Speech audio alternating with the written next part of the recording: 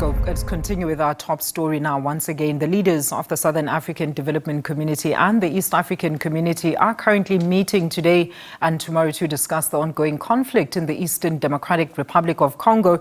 Now, the DRC is a member of both the SADC as well as EAC, while Rwanda is a member of only the East African Community. And both SADC and EAC have initiated separate mediation efforts, the Nairobi Peace Process as well as the Luanda Peace Process. And for more on this, let's cross live to Tanzania with SABC News correspondent Isaac Lukando. Isaac, really appreciate your time today. Good afternoon. So let's first get a sense of the current moving pieces on the ground, because honestly, there has been quite a lot of misinformation that we are getting in terms of what is really unfolding in terms of the repatriation of the soldiers from the DRC. Latest reports indicating that, of course, the 14 have since been repatriated from via Rwanda from around 12 p.m. CAT today.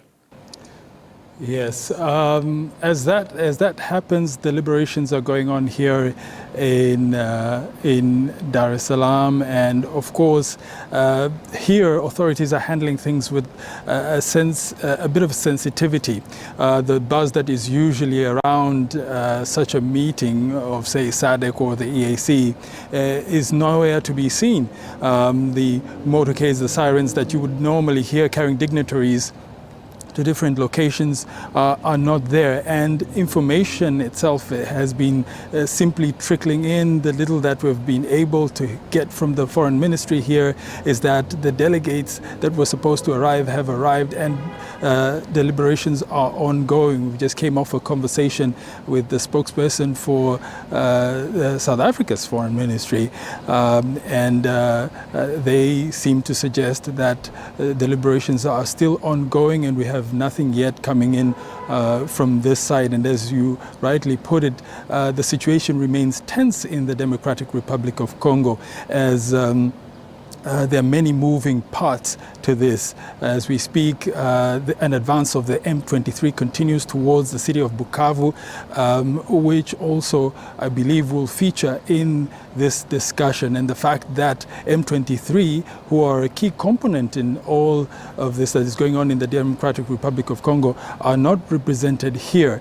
And so this puts into question the kinds of outcomes that we can expect from the meeting here in Dar es Salaam. And so at the moment, as journalists, we're playing the waiting game to see what can come out of what types of information can come out of this meeting that will affect things on the ground in the Democratic Republic of Congo.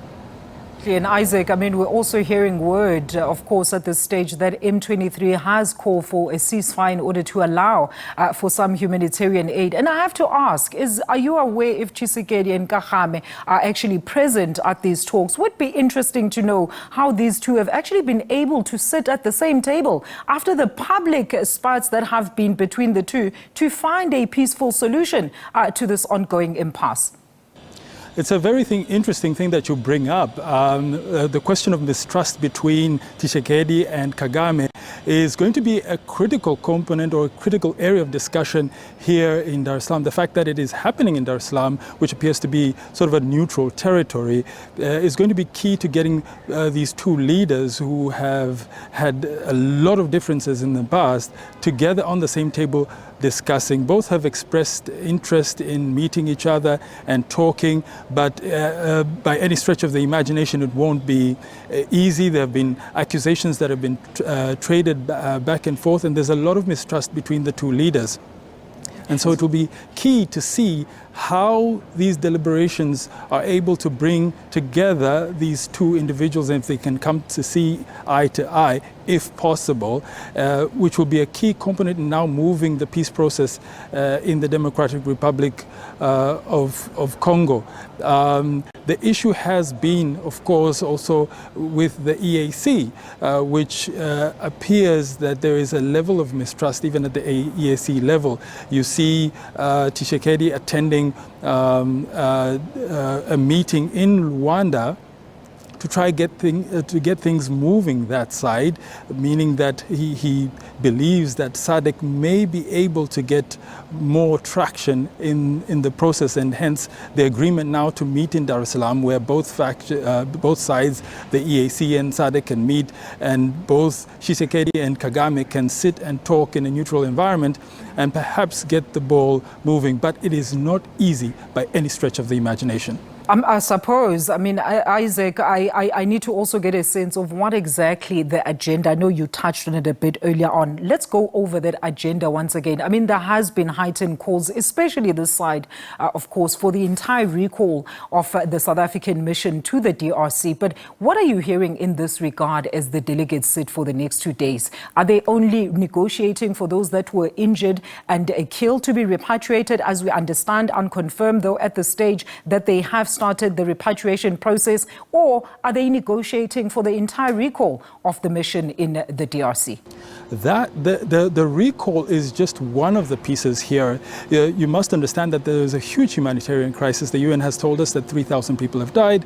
There are over 1 million people that have been displaced in the area. And the fact that key infrastructure has been damaged or is not accessible creates a huge humanitarian crisis there. There are people that don't know where the next meal is going to come from, and there is the threat of diseases as well with these displaced persons. And so that is definitely on the table, to open up routes to be able to get help to the people of Goma and those that are in refugee camps across, for example, in Rwanda and at the border with the Democratic Republic of Congo. And so this is also going to come into play. Also the issue of the peace processes, meaning the Luanda process and the Nairobi process, will also be on the table.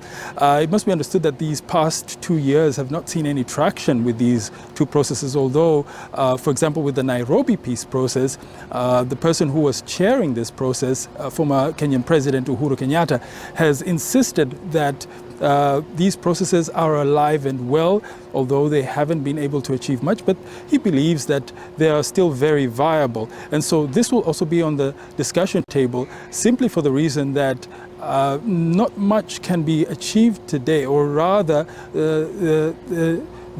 not very huge strides can be made, or at least baby steps can be made, especially in terms of confidence building measures.